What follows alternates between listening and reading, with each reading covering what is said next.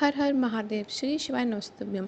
महाराष्ट्र राज्य के अमरावती जिले के परतवाड़ा में पूज्य गुरुजी पंडित प्रदीप मिश्रा जी की कथा शुरू हो गई है, जो कि 7 दिन चलने वाली है, 6 मई से 12 मई तक, जो कि आस्था चैनल और यूट्यूब के माध्यम से देखी जा सकती है। आज 8 मई तीसरे दिन की कथा में गुरुजी ने कुछ महत्वपूर्ण जानकारी दी गई है। कौन से 3 दान महत्वपूर्ण हैं और किन 3 लोगों से हमें बच के रहना चाहिए, किस प्रकार के धन को बचाने के लिए भक्ति आवश्यक है। आज की कथा में गुरुजी ने कुल 14 उपाय बताए हैं, जो कि आपको इसी वीडियो में बताएंगे।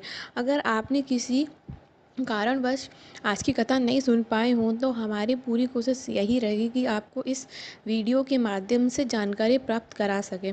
तो बढ़ते हैं इस कथा की पहली जानकारी की ओर। गाय के लिए हर घर से पहली रोटी बनती है, पर वो रोटी सबके खाने के बाद, दिन पर रखे होने के बाद, इसके बाद गाय के पास चली जाती है जब वो सूख जाती है।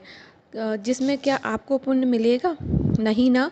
तो इसी प्रकार इंसान का जन्म होता है तो सब कहते हैं कि अभी बचपन है, अभी कहाँ भगवान की पूजा और भजन करेगा, अभी तो उसकी खेलने की उम्र है, अभी तो जवान है, अभी अधेड़ी है। पर जब बुढ़ापा आता है तब भगवान को याद किया जाता है और उनकी भक्ति में लग जाते हैं, परंतु ऐसा नहीं करना चाहिए। भगवान की भक्ति के लिए कोई आयु और कोई समय निश्चित नहीं होता है। बढ़ते हैं आगे कथा की दूसरी जानकारी की ओर। गाय से पूछा गया कि आपको जो आखिरी में रोटी दी जाती है, तो क्या आप उन्हें दुआ देते हो या बद्दुआ? तो गौ माता ने कहा कि जिसकी मेहनत से रोटी बनाई गई है और जिसने बनाई है और जिसके घर से आई है, उन सभी को मेरा आशीर्वाद प्राप्त होता है और सभी का कल्याण हो जाता है। बढ़ते हैं आगे कथा की तीसरी जानकारी की ओर। गुरुजी ने बताया कि 3 दान सबसे बड़े दान होते हैं। पहला गौदान, दूसरा कन्यादान और तीसरा जलदान। जब आप एक लोटा जल शिवलिंग पर चढ़ाते हो या फिर किसी प्यासे को पानी पिलाते हो तो वह भी एक सबसे बड़ा दान होता है। बढ़ते हैं आगे कथा की चौथी जानकारी की ओर कि 3 लोगों से बचने का प्रयास करना चाहिए अगर आप भगवान की भक्ति प्राप्त करना चाहते हैं तो।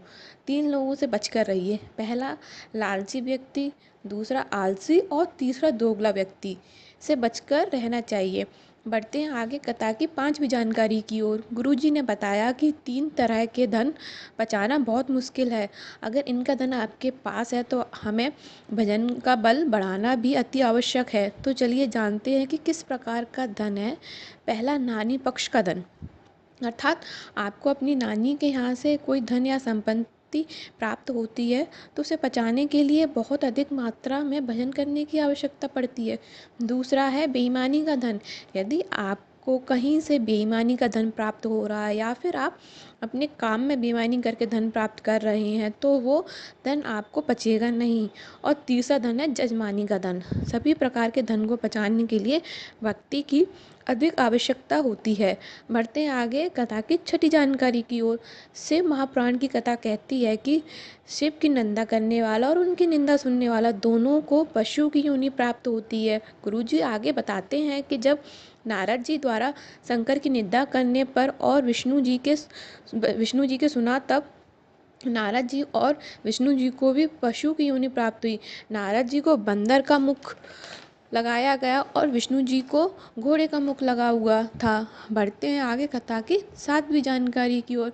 भरतवाड़ा में चल रही कथा 12 मई को ख़त्म हो जाएगी। इसके बाद 16 मई से 12 मई से पूज्य गुरुजी पंडित प्रदीप मिश्रा जी की कथा प्रारंभ हो जाएगी, जो कि कुरु छत्तीसगढ़ में गौरी शंकर से महापुराण कथा शुरू हो जाएगी और इस कथा का समय दोपहर 2 बजे से 5 बजे तक रहेगा। जिन लड़के या लड़की का विवाह नहीं हो पा रहा है या फिर कोई परेशानी हो रही है उनके विवाह विवाह के बाद, तो उन सभी को इस कथा को ज़रूर सुनना चाहिए ताकि भोले बाबा की कृपा से उनका 3 महीने में विवाह हो सके। बढ़ते हैं आगे कथा की 8वीं जानकारी की ओर।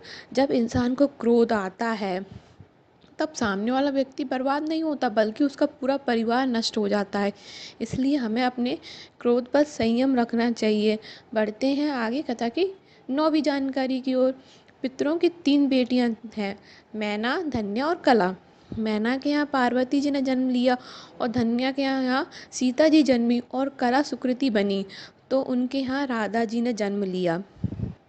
आज की कथा द्वारा बताए गए गुरु जी की जानकारी आपको इस वीडियो से प्राप्त हुई होगी। आपको यह वीडियो कैसी लगी कमेंट बॉक्स में ज़रूर बताएं और लाइक एंड सब्सक्राइब ज़रूर करें।